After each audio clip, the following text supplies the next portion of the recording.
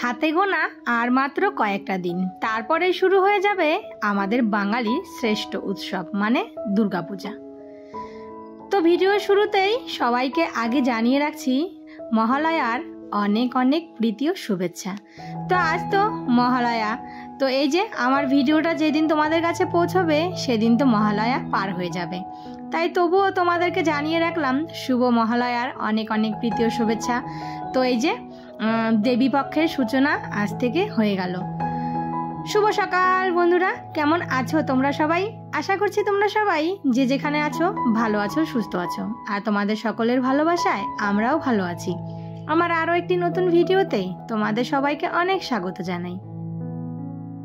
আজ হচ্ছে বুধবার আর এখন বাজে ঘড়ির কাঁটায় ওই সকাল 7টা মতো। তবে চলো আজকের ভিডিওটা এখন থেকেই শুরু করছি।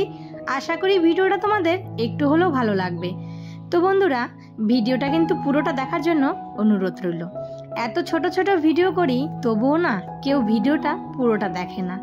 তো এইভাবে মানে ভিডিও দিলে মানে দেখলে তাহলে তো আমরা কিছুতেই এগোতে পারবো না, কিন্তু তবুও প্রতিনিয়ত একটা চেষ্টা চালিয়ে যাই যে হয়তো কোনো দিন নিজের পায়ে দাঁড়াতে পারবো।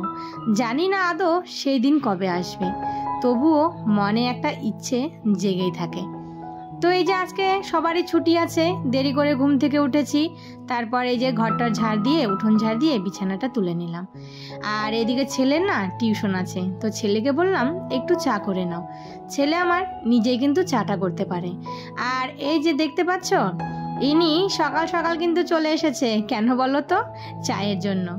এর আবার চায়ের খুব নেশা। দাদা ভাই চা করেছে, তো দাদা ভাই আর বোন দুজনে মিলে বসে পড়েছে চা খেতে। আর যদি কোনো দিন হয়তো একটু দেরি হয়ে যায়, আমরা চাটা খেয়ে ফেলি, তখন এসে বলবে বম্মা আমাকে চা দাও। তো ততক্ষণে তো চা নেই, শেষ। তো বলি যে চা তো আমরা খেয়ে ফেলেছি, ওর সঙ্গে একটু মজা করি। আর ও বলবে কি যে না আমাকে চা দাও, সেই 10টা হোক 11টা হোক 12টা হোক। আর ওকে যখন বলি তুই কেন সকালে আসিসনি, তখন বলবে কি আমার মা দেরি করে দিয়েছে, মানে অজুহাতটা মায়ের ঘাড়ে চাপিয়ে দেয়। তো যাই হোক, সকাল সকাল এসে পড়েছে চায়ের জন্য। দাদা ভাই আর বোন দুজনে মিলে চা খাচ্ছে, তো ছেলে ওইদিকে চাটা খেয়ে চলে গেছে টিউশন। আর এইদিকে আমিও এই যে চান টান করে জামা কাপড় ছিল ছাদে মেলে দিয়েছি। তো আজকে ছাদেই মেলে দিলাম। আর ছাদে না ওই হাওয়া বাতাসে শুকিয়ে যায়, নিচে না রোদ না থাকলে শুকোতে চায় না।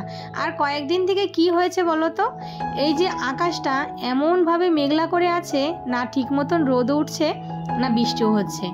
তো এইদিকে দেখো আর একটা সপ্তাহ, সামনের সপ্তাহ থেকে পুজো শুরু হয়ে যাবে। তো এই যে আমাদের বাঙালির কিন্তু সব থেকে বড় উৎসব হচ্ছে দুর্গাপূজা। আমরা একটা বছর অপেক্ষা করে থাকি এই পুজোর জন্য। তো এই যে পুজোতে যদি বৃষ্টি হয় তাহলে সবারই মানে আনন্দটাই মাটি হয়ে যাবে। তো এত লাখ লাখ টাকা খরচ করে ঠাকুরের প্যান্ডেল করা হচ্ছে, তবুও দেখো এই অবস্থা। তো চলো বন্ধুরা, এদিকে আমি পুজোতে বসে পড়েছি, তাহলে পুজোটা আগে দিয়ে নেই, তারপর তোমাদের সঙ্গে আবার কথা বলছি।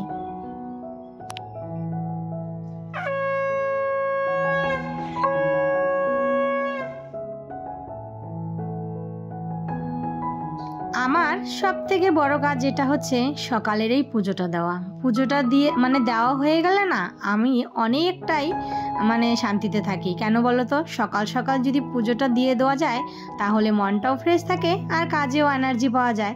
আর আমার তো সেই আগাগোড়া 12 মাসই চান সকালে আর পুজোটাও সকালে।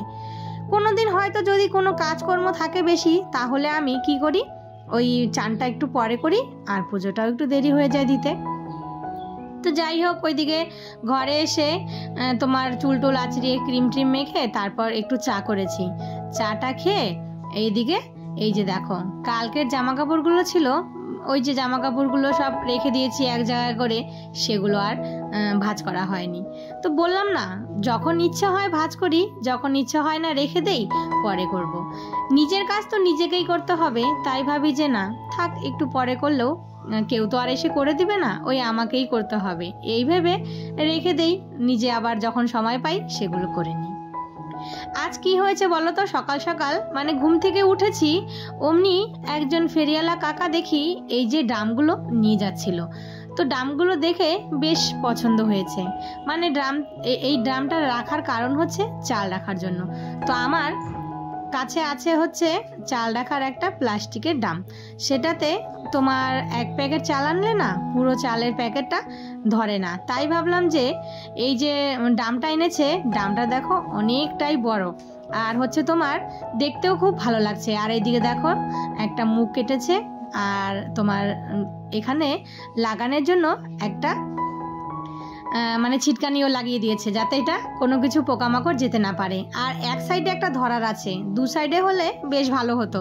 তো আমি আবার ওই কাকুটাকে বললাম যে ধরার জিনিসটা বানানো নেই, বলো কি 1 সাইডে আছে, কিন্তু 1 সাইডে ধরতে গেলে তো হবে না, 2 সাইডেই লাগবে।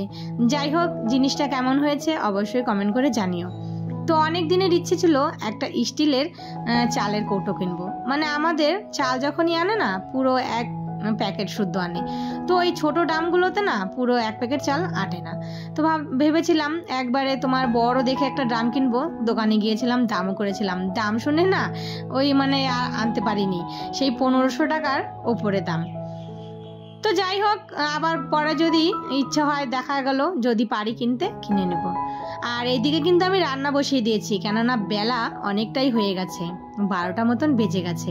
সকালে ওই ঠান্ডা ভাত ছিল, সেগুলো খেয়েছি। কালকে রাতে বললাম না হাজবেন্ড ওরা গিয়েছিল তোমার লাইন হোটেলে, তো ওই ভাতগুলো ছিল, তো সকালে খাওয়া হলো, বড়া করেছিলাম। আর এই যে এখন রান্না করলাম হচ্ছে কাতল মাছের কালিয়া, আর করেছি আজকে পটল বাটা। আর পটল বাটাটা খেতে কিন্তু অসাধারণ হয়েছিল, আমার হাজবেন্ড বুঝতেই পারেনি যে এটা কি বাটা করেছি। আর করেছি তোমার হচ্ছে একটুখানি ইসে ছিল তোমার ওই যে কি যেন বলে, বাঁধাকপি, দেখেছো ভুলেই গেছি, ওই বাঁধাকপি দিয়ে ঘন্ট করেছিলাম। তো যাই হোক, রান্না বান্না হয়ে গেছে। তারপর এই যে সমস্ত বাসনগুলো মেজে এখন এই যে গ্যাসটা রান্নাঘরটা পরিষ্কার করে শুধু ভাতটা বসিয়ে দেব। ভাতটা একবারে দুবেলার জন্য করলাম। তো চলো বন্ধুরা, আজকের ভিডিওটা এখানেই শেষ করি।